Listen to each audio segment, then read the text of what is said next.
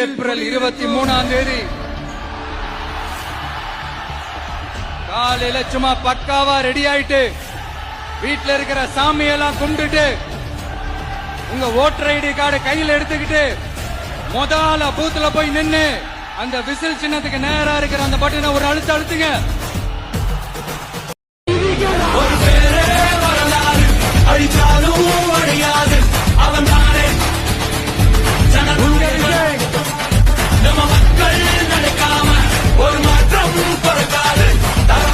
இந்த விஜய் களத்துக்கு வர்றது ஒண்ணு புதுசு இல்ல கண்ணா.